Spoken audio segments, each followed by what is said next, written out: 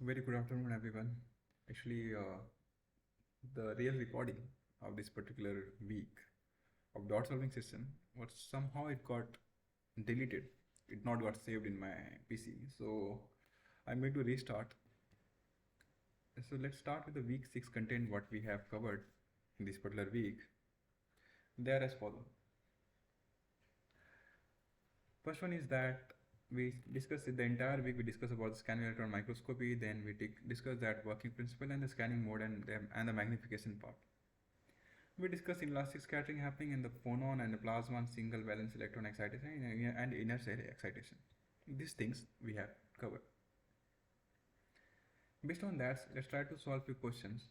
The question number one stated that if the raster size on the specimen is reduced from 10 micrometer cross 10 micrometer to 1 micrometer cross 1 micrometer and the display remain constant, the magnification decreased by the factor 10, increased by the factor 10, stays the same. It's no longer defined. Here, our screen size is same. This is same. Our initial size was 10 micrometer cross 10 micrometer in the case 1. In the case 2, it is 1 micrometer cross 1 micrometer. We know how we can define the magnification. Magnification in the case 1 will be given as whatever the screen length, let's say it is L, the display size is remaining constant, let's say L cross L. Let's say unit is also micrometer. It doesn't matter anyway. Divided by 10 micrometer. This is the magnification in the case 1.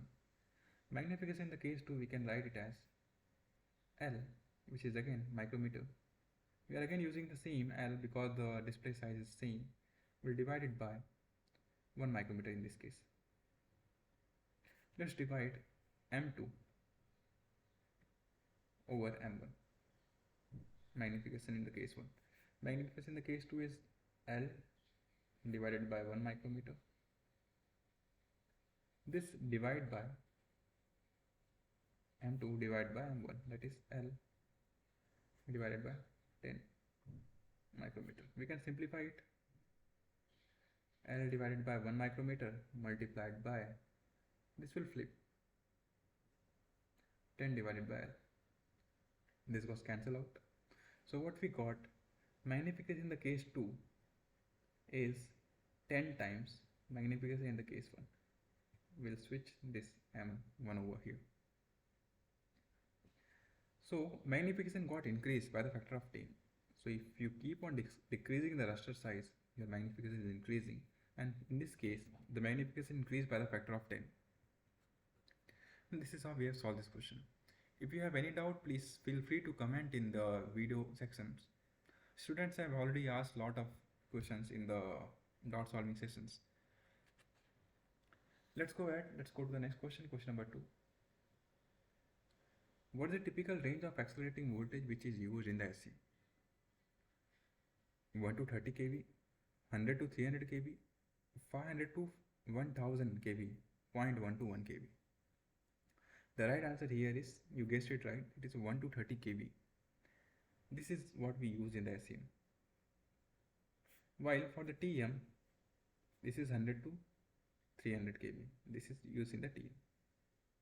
If you go even more higher energy than what is used in the TM, your specimen will try to, it will that much heat will be provided, it will melt or it will evaporate. So this energy is not preferred, and this is a very low energy compared to these things. So here the signal to noise ratio will be very bad. You won't get the signals from your specimen, so you are not going to use this. And this is for the TM, this is for the SCM. This is how we have solved this question number 2. Any doubt, please let me know. Okay, let's go ahead. Let's go to the next question. Before that, let's try to understand few concept. The concept says that in my material consists of atom, the number of atoms are there. Atom consists of the electron and it consists of the nucleus. So around the nucleus, we have the structure of the electrons, the energy state. In the different energy state they are belonging. Let's say we can say this is L, this is M, this is N, so on and so forth. What is happening here? To my material, whatever the material we are taking, we are passing the electron through it, energy beam. What this energy beam is doing? So incoming,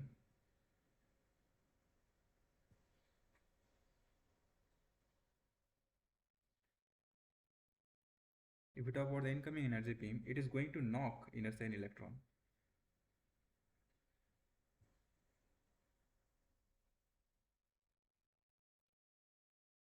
Okay, so electron from here will be removed and the hole will be created over here. This process, this process of knocking off the electron from the inner cell and making the structure, the energy state in the excited state right now. See, this electron was there here in the initial state because it was stable. The atoms was stable, but now once you knock it off, you disturb that stable configuration. Now you are bringing it to the excited state. So what this entire this way, that's why this entire process is known as inner cell excitation. So this is a process of inner cell excitation. So what we did in inner cell excitation, we pass the electron beam, incoming electron beam just knock out one inner cell electron, and that, since it is knocked out, the hole is created. This is the inner cell excitation. Now the hole is created, let's say the hole is created in the K cell. There are the energy state L cell, right? So here hole is there, here K is having the electrons. This is not stable, this is highly unstable in the K cell. So what will happen? L cell having the energy of EL, K cell having the energy of, let's say, EK. This, the electron will transform from L to K. It will release the energy of EL minus of EK. This much energy will be released in this transition. So what happened till now? We excited the electron, hole was there. Now to fill the hole, electron from the higher energy state, not only L, even M can also participate. It will fill the K cell electron. This transition, electronic transition will happen, and the difference between the energy will be released. This energy released is nothing but X-ray. Okay, now this X-ray, either you can directly detect with a detector if it is coming out of the specimen, or what can happen? There is a case where this X-ray energy, it can knock out the outer cell electrons. Outer cell electrons. For example, let's say this is a nucleus. This energy transition happened. It produced the X-ray. Now this X-ray having sufficient energy, it can knock out the outer cell electron which are less bonded. Why it is only knocking out the outer cell electron? Because the outer cell electrons are the less bonded. Now since it will knock out, this electron will be released. So this electron is known as auger electron.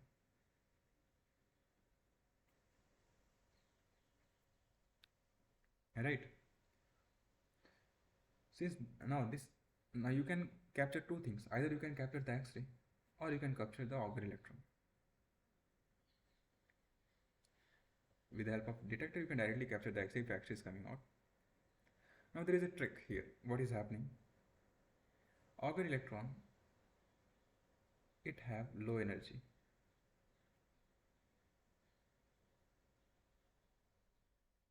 X-ray, which we are detecting, it is having the high energy.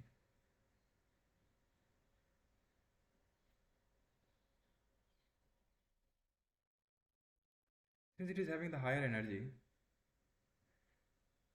and it is having the lower energy, so this can come from only the surface, while this, it can come from the depth, from certain depth in the specimen. Okay. So for example, let's say this is my material. Now this is the interaction. Electron beam came, it interacted. From this much region, I am getting the X-ray. While the auger electron is coming only from somewhere this much region. Because it was having the low energy, it was having the high energy, so it can come out even from the depth. This can come out only at the surface. Okay. One more thing we should keep in mind, that our electron generation, the yield will be high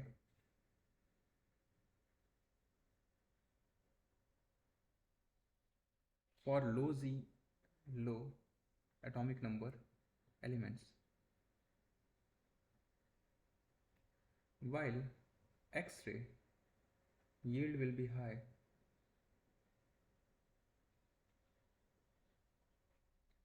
when we go for the high Z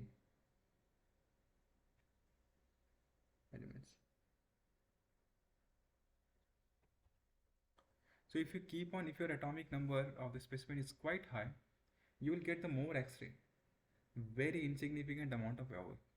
If your elements in the specimens, they are low Z elements, for example, carbon and all those things, in that case, you will find that auger electron is the one which is coming more. One more thing is very important, like from here, like see, we already saw that high energy part and low energy part, like when the high Z part and low Z part, how they are affected. And we also saw that low energy and the high energy, and we also saw, for one more fact, we saw that the auger electron is coming majorly from the surface and the X-ray is coming from the depth. So if any task is there in front of you which demand you to analyze only the surface, then in that case you should go with the auger electron. Okay. So the surface information can get from the auger electron. One of the most important thing which I should tell is that this X-rays and this auger electron, they are the characteristic signals. They will give us the information of the chemical. They will give us the chemical information.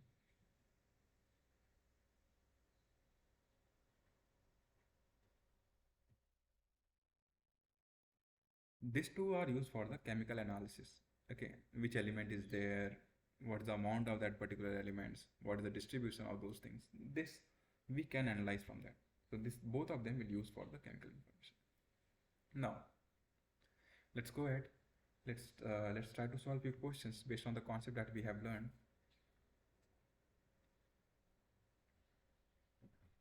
Question number 3.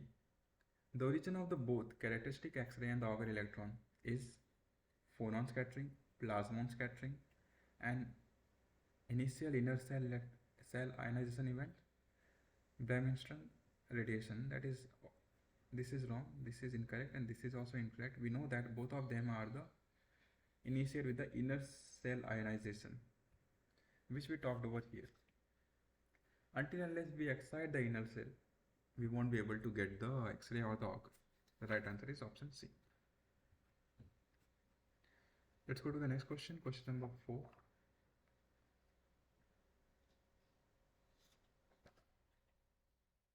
Which of the following inelastic scattering event is most useful for the chemical analysis in the SEM?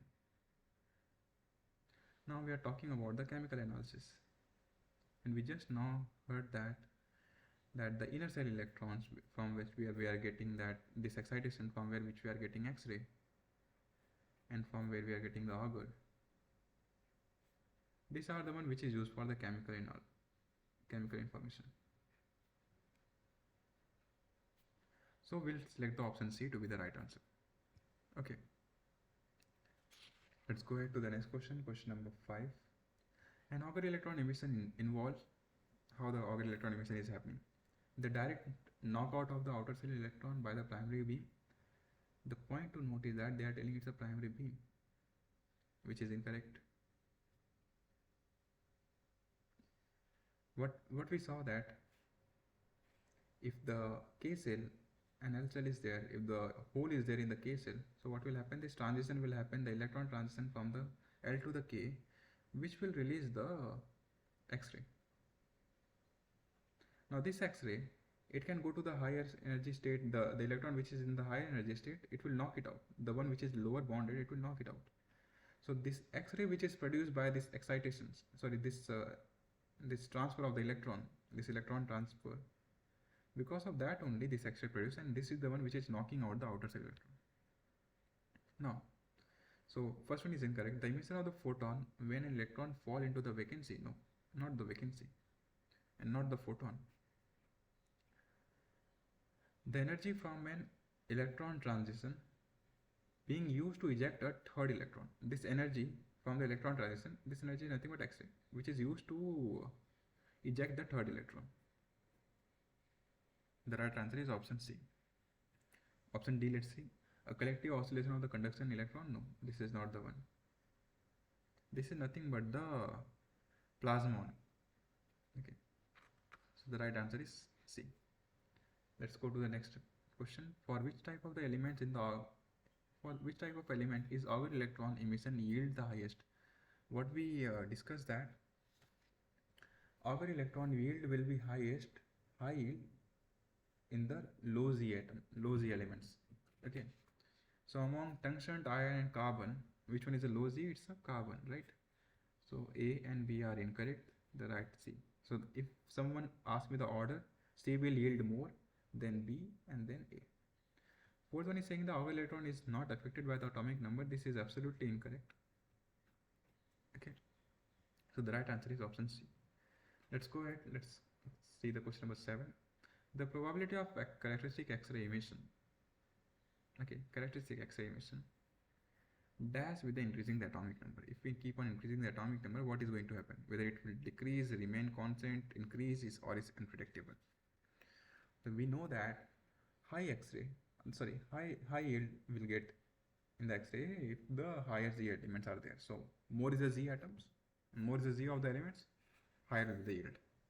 So for higher yield, higher probability, it will be the increase with the increasing the atomic number.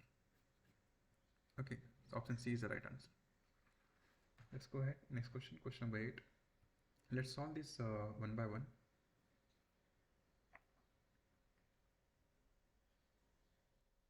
Phonon scattering is a frequently occurring event, but it is not useful for the chemical analysis in the SEM because the energy loss is too small and not element specific.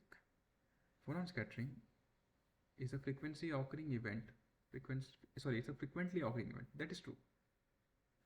But it's not useful for the chemical analysis. It's not used for the chemical analysis. This is also true. Now the reason, because the energy loss is too small and not the element specific. This is true. Because it's not element specific, it's just the vibrations which we are not able to detect in the SEM. So the right answer is true. Let's go ahead. Option B. The energy of the characteristic X-ray photon is equal to the difference in the binding energy between the two electron cell involved in the electronic transition. They are telling that the energy of the X-ray which is generated is a difference between the two electronic transition which is happening between the two cells, which is right. So here this is true.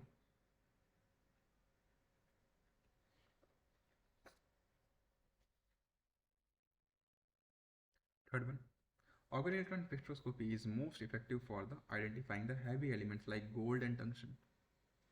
Auger electron spectroscopy, high elements, no. For high elements, we'll get the low yield, so it's not effective technique, right? So the answer is false. Instead of Auger, it should be the X-ray.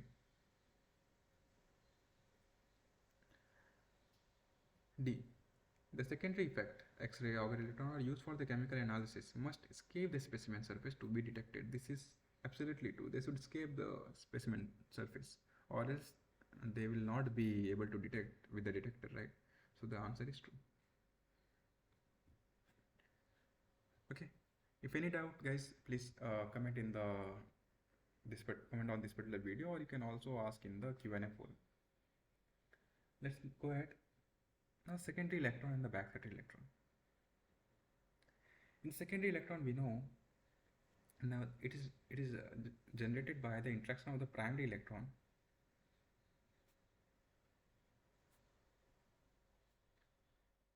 with electron of the specimen.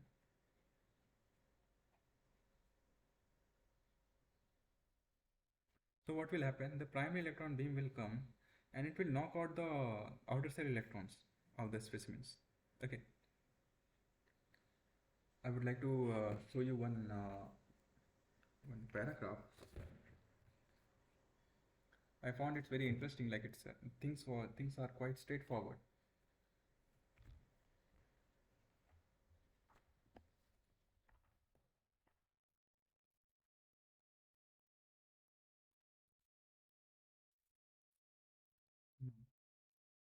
This chapter is based on the secondary electron. Let's see the first paragraph. What this chapter is saying. The first paragraph is that the secondary electron are created when inelastic scattering of the beam electron eject weakly bonded electron, weakly bonded valence electron. Okay, remember this. Secondary electron are created when the inelastic scatter of the beam electron eject weakly bonded valence electron. In the case of ionic or electronic, in the case of ionically or covalently bonded material, or the conduction band electron in the case of metals. So it can also eject a conduction band electron from the metals. And when we talk about the ceramics and all, it's like the weakly bonded valence electron. Okay, this is how it is. So it is the electron of the specimen. So the SE mode which we are getting, these are the signal which we are getting, these are the electron from specimen.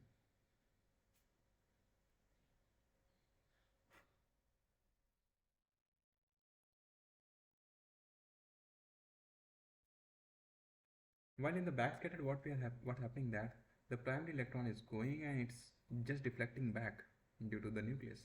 So what we are getting here, it is nothing but the electron which we are getting is a primary electron.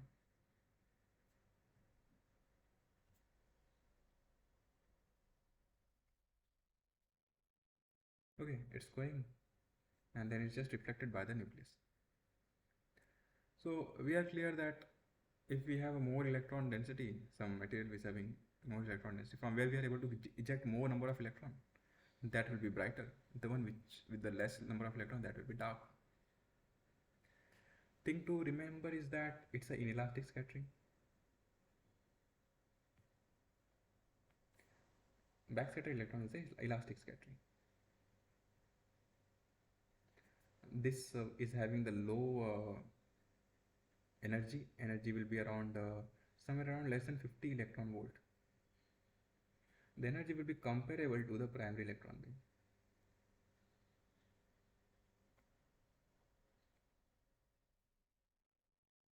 Okay. Now, since it is having the low energy, energy is low, so it will come out from the specimen only from the surfaces, right? So, since it is coming from the surface, now let's see this part.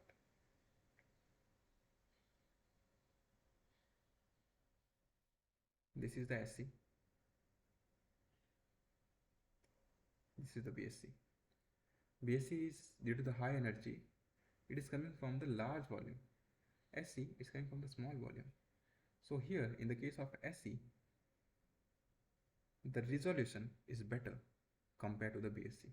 So more resolution.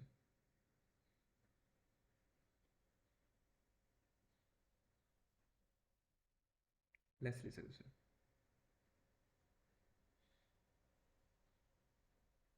One more thing, electrons are the primary electron reflected back. Now why it is happening? It's because of the charge. Nucleus is having the positive charge, electron is having the negative charge. Due to the Coulombic interaction, they will try to follow the circular path and it will be deflected back. Now you think, you keep on increasing the charge, you keep on increasing the z, you keep on increasing. It means that more of this particular thing will happen, more backscattered will be there, backscattering will be there. So higher z atom will have more backscattered electrons. So BSC mode is having z contrast. So here we can say that it is affected by the z contrast will be there. Here no z contrast.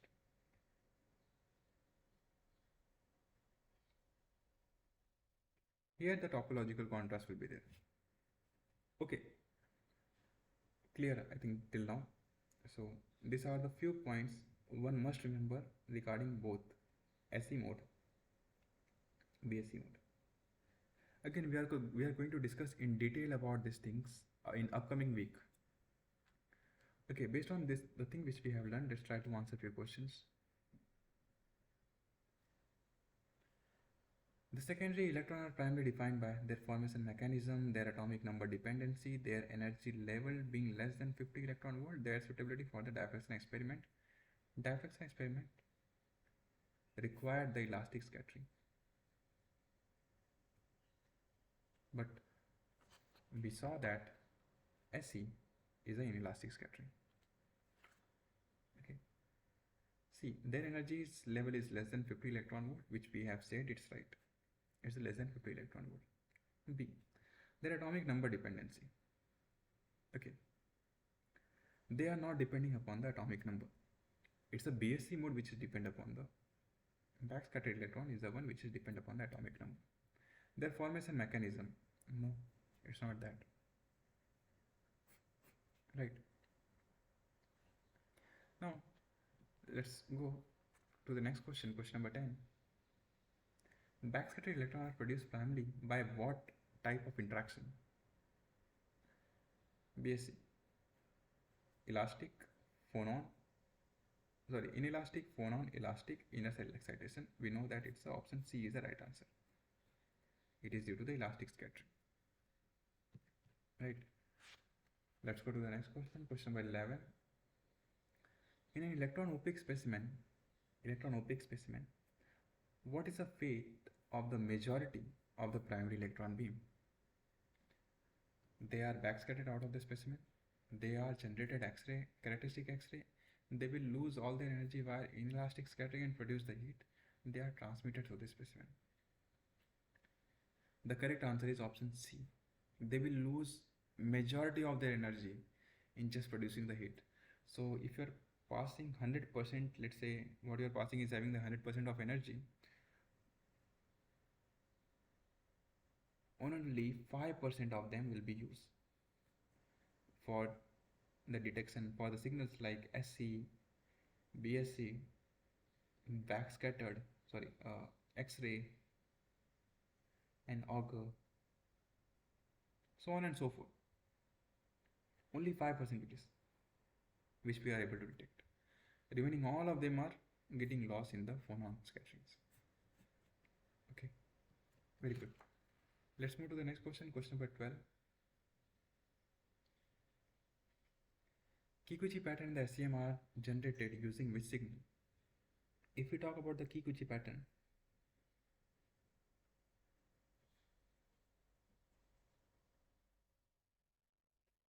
they are generated by the elastic scattering.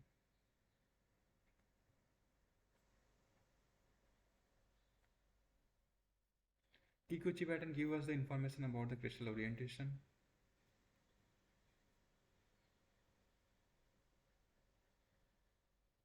This thing we are going to learn in depth about in 12th week. Okay. So for a time being, we should only remember that it is happening due to the elastic scattering. Among all these things, which one is elastic scattering? The right answer is option D. Backscattered electron is the one which is elastic scattering. Great, guys. This is how we solve the question number 12. Let's go to the next question, question number 13. Before that, let's discuss few concepts again. Let's say this is my specimen, and this is how the things are interacting. SE is having the low energy, it will come over here. Then BSC, and then there will be the X-ray. This is X-ray, BSC mode, SE mode. So now we can see which one is having the better spatial resolution. SE is this, BSC is this, X-ray is this. So if we talk about the spatial resolution, SE is better than the BSC, and which is better than the X-ray. Okay, this thing we need to remember. One more thing, let's talk about the yield of the BSC signal, BSC electron and the SE electron as a function of the atomic number. We are keep on increasing the atomic number. We are keep on increasing the material which having the atomic number, more atomic number, and we are seeing what is their yield. Let's focus on the secondary electron first. It has been experimentally found out that okay, when we keep on increasing the atomic number, the yield in the secondary electron is not getting affected. So that's why it's not having any Z contrast. It's not having any. Now consider the backside electron. Here the yield it keep on increasing with the help of the atomic number. So here you are getting the Z contrast. Right? Very good. Let's move ahead. Second part. Now we are only talking about the secondary electron. We are concerned about the accelerating voltage. We are keep on increasing the accelerating voltage. Accelerating voltage means that the beam energy, incident beam energy.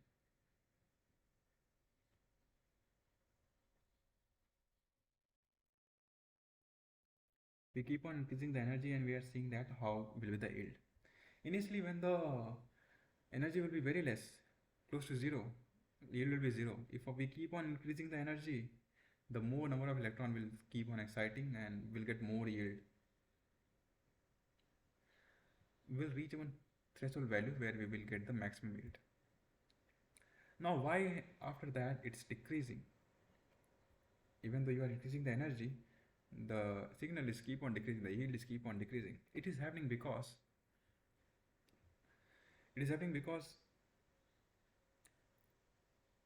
if you keep increasing the energy, the beam, the incident beam is having more tendency to penetrate through the specimen instead of coming out.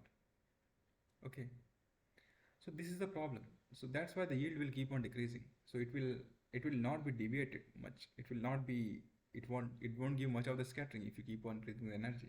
So the yield will keep on decrease. Okay, this is how it is.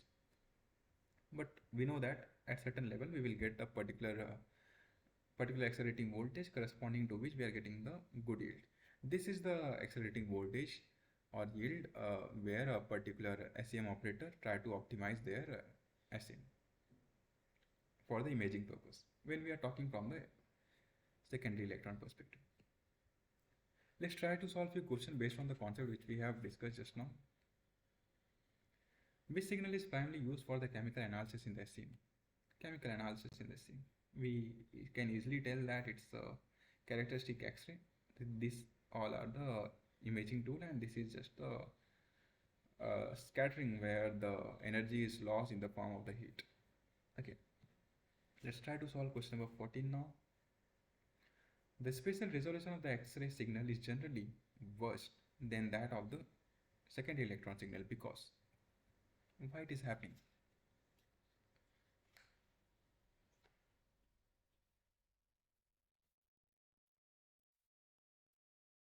We discussed here that it is happening because the volume of the sampling volume of the X-ray is quite large. See, this volume is quite large compared to the volume of the SE. Okay, so this is how it is. What we can say that X-ray have a much larger sampling volume. That is the right answer. The detector of the X-ray is less sensitive. No, the X-ray are generated only by the elastic scattering. It has, first of all, it's not only by the elastic scattering, because we know that inner cell electron excitation, the process involved in elastic scattering. And the second thing, even whatever it is not relating with this particular question. The electron beam spot size is larger. It's up to us how what is the size of the electron beam we should keep. So it's option D is incorrect. The right answer is option A, the interaction volume. Same analogy you can talk about for the SE and BSC. So SE is having better resolution because BSC is having the more sampling volume. Let's go ahead. Let's go to the next question. Question 15. Backscatter electron yield is strongly dependent on what thing it depends? Accelerating voltage only, atomic number of the sample material, the vacuum level in the chamber, the type of the electron gun. The backscatter electron yield is strongly dependent upon, we know that it's option B is the right answer, atomic number of the specimen. We saw that if we keep on increasing the atomic number Z, the backscatter electron yield will be high. Okay, why it is, what about the accelerating voltage? More or less it will be constant, but later on it will keep on decreasing. It's not much affected by the accelerating voltage, but after certain value it will keep on decreasing. Again, the reason is same as what we tell in the SE mode, that the incoming electron beam having the more energy will try to penetrate it instead of coming out of the specimen. Instead of getting back scattered, it will try to interact with it will go to the more depth and it will be trapped. This is why it's there. Now we saw that when we are using the primary electron beam, what it's doing, it's generating two signals, SC signals, it's generating the BSC signals. And also we saw that it can sometimes the electron can be entrapped in the specimen. Now if it is a metal, it's not a problem. Like your SEM have the good ground for the metals. Like if you keep the specimen, all the charges which is stored in the metal, it will be nullified. While if you talk about the ceramics, what is happening over here, the number of charges are getting stored onto the specimen. So this the process where, and for example NaCl, it was supposed to be neutral, the material is supposed to be neutral, but if you keep on bombarding the electron, if the electrons are trapped inside, the number of incoming electron beam is not matching with the number of outgoing electron beam, it means that there is a charge stored in the specimen, right? And this is what known as charging. Let's try to solve one question based on the charging. The phenomena of charging in non-conducting specimen occur when? In what case it will occur?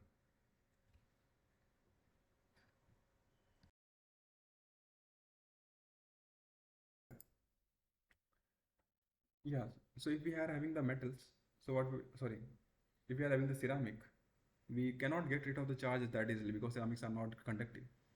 You can attach the thin layer of the metal on top of it, which will be like, okay, which can be neutralize this thing, the electron, and then it can go to the ground. So now when the question is asking the phenomenon of charging in the non-conductive specimen, charging phenomena doesn't happen in the metal because we have already grounded it. Non-conductive ceramics, certain polymers also you can say, occur when the secondary electron yield is greater than 1. It means that one electron is incoming, it will leading to a lot of electron. The sum of the secondary and the BSC yield is not equal to 1, leading to the buildup of the charge. We cannot directly say just for the SE because the interaction is happening both with the SE and BSC. In the class we have saw that the right answer is option B. Very good, Deepak. This is how it is. The accelerating voltage is too low, no. Backscatter electron yield is too high, no. Not only about one particular scattering, we will talk about the both of them because both of them are contributing towards the chargings. Great. So this was all that we I had today to discuss. So before I conclude, Please let me know if you have any doubt.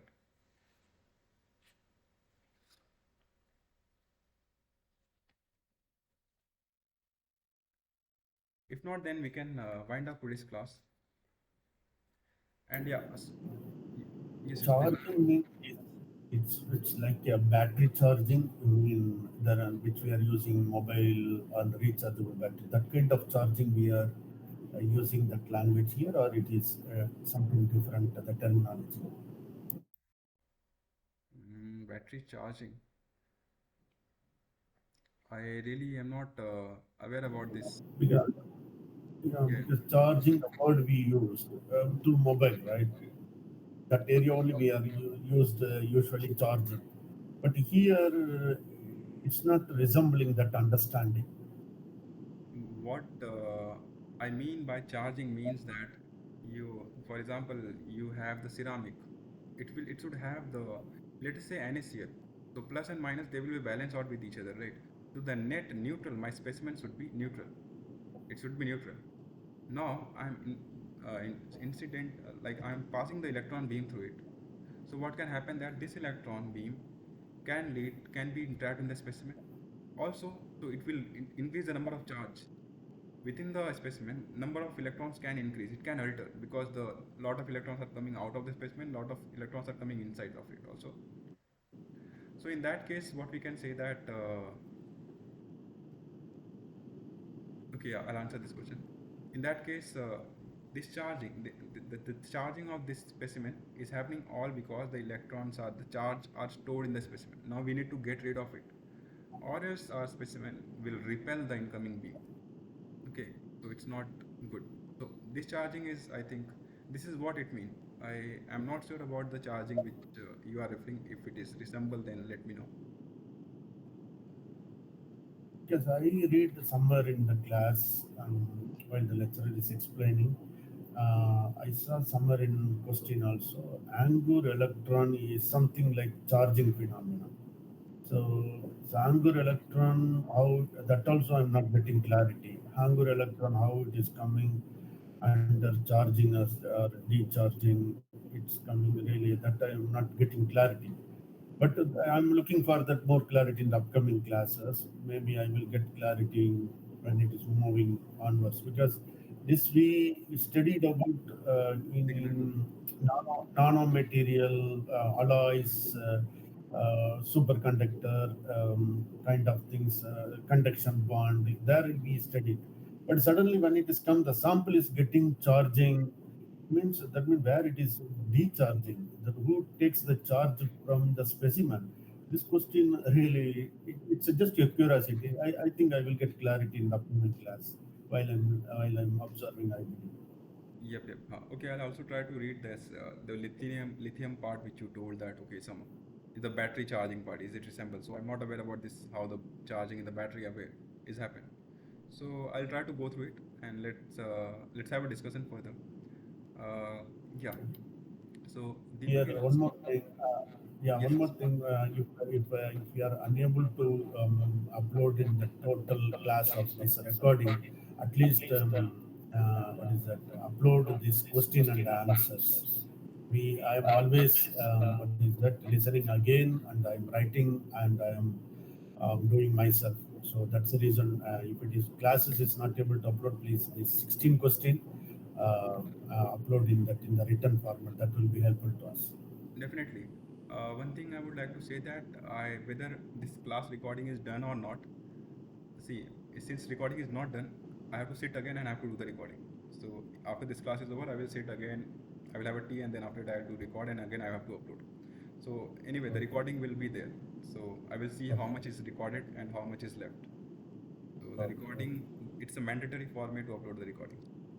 And the PPT will always be there. You already know that where the PPTs are there in that doubt solving that link is there, right? In there. Okay. Yeah. And again, my this my assignment is become wrong due to that. The last answer 4.33. You may be seen that one. I put in 4.33, but correction is came in 0.433 because I put in a nanometer. It comes in Armstrong. So this is keep on, we are losing the marks due to that units are not clear. And Yep. also when the mathematical question is there is options are not provided.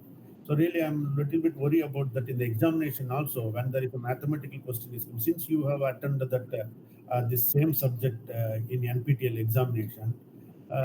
Is it like that when the mathematical question will come, so there is no options and there is no unit? That's such a way that we need to face the exam as well. For the mathematical questions, the options will not be provided, but unit will be there. And also regarding the concern which you have raised regarding assignments, there is a wrong. Definitely, like we already raised the question, and in the live interaction also the professor had addressed that the people, everyone is going to get the mark for that. So all there is a few paperwork needs to be done. So now from the professor, he need to send a mail to the NPTEL team to the RT Madras. So they will upload this on the platform. So you will definitely get your marks back, and we'll try, not will try, we'll 100% make sure that in the final exam questions will not vary. Sorry, it should not be some mistakes should not be there in that case. Okay. So yeah, we'll try to we'll I'll talk with the professor regarding that your concerns. It's all multiple choice question and true or false, as I understand until now. And that mathematical question without option, it will be there. So, my understanding is right, or is there is anything I missed? Yeah, for mathematicals, sometime yeah, if it is four options are there, then you can select from that. If it is not there, then you can like there will be the NAT type, so you can enter your answer. Unit will be provided. That's there. But true or false, then multiple choice question, right? Apart from that, there is no any definition writing question will not be there. It shouldn't be Right? there as far as I have went through this exams, but Okay. again, I cannot 100% sure that you cannot later on like because as what is written on the paper that it can be anything.